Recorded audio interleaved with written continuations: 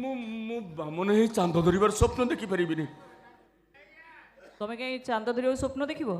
ବରଂ ଚାନ୍ଦ ତ ଆପେ ଆପେ ଆସି ତମ ହାତରେ ଧରା ଦେବା ପାଇଁ ଚାହୁଁଛି। ତମର ଅସୁବିଧା କ'ଣ? ନାଇଁ ମ୍ୟାଡ଼ାମ୍, କଥାଟା ମୋତେ କାହିଁ କେମିତି କେମିତି ଲାଗୁଛି। ଏଥିରେ କେମିତି କେମିତି ଲାଗିବାର କ'ଣ ଅଛି? ଡ୍ୟୁଟି ଆୱାରରେ ମୁଁ ତମ ଅଫିସର, ତମେ ମୋତେ ସାଲ୍ୟୁଟ୍ କରିବ, ଆଉ ଘରୁ ଗଲା ପରେ ମୁଁ ତମ ସ୍ତ୍ରୀ ତମକୁ ମୁଣ୍ଡିଆ ମାରିବି? ନାଇଁ ମ୍ୟାଡ଼ାମ୍, ନାଇଁ ନାଇଁ ନାଇଁ, ଆପଣ ମୋ ଉପର ଅଫିସର, ଆପଣ ମୋତେ ମୁଣ୍ଡିଆ ମାରିଲେ ମୋର ପାପ ହବ।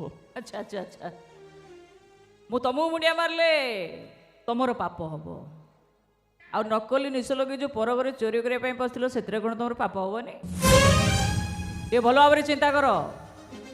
ଆଜି ତମ ସାନ ଭାଇ ତମକୁ 75,000 ଟଙ୍କା ମାଗିଛି, କାଲି ହୁଏତ ଲକ୍ଷେ ମାଗିବ, ପରଦିନ ହୁଏତ 1.5 ଲକ୍ଷ ମାଗିବ। କୋଉଠୁ ଆଣିବ ତମେ ଏତେ ଗୁଡ଼ାଏ ଟଙ୍କା? କେମିତି ପାଠ ପଢ଼ିବ ସିଏ? ବରଂ ସତ କଥାଟା ହେଉଛି ଏଇ ଟଙ୍କା ଅଭାବରୁ ଶେଷରେ ତା ପାଠପଢ଼ାଟା ବନ୍ଦ ହେଇଯିବ। ନାଇଁ ମ୍ୟାଡ଼ାମ୍, ନାଇଁ ନାଇଁ, ମୁଁ ତା ପାଠପଢ଼ା ବନ୍ଦ କରିବିନି। ଆଉ ଯଦି ଚାହୁଁଛ ପାଠପଢ଼ା ତାର ବନ୍ଦ ନ ହଉ, ସେଇଥିପାଇଁ ତ ମୁଁ କହୁଛି ତମେ ମୋତେ ବାହା ହେଇପଡ଼, ସବୁ ପ୍ରୋବ୍ଲେମ୍ ସଲ୍ଭ ହେଇଯିବ। କୁହ ମୋ କଥାରେ ଆଜି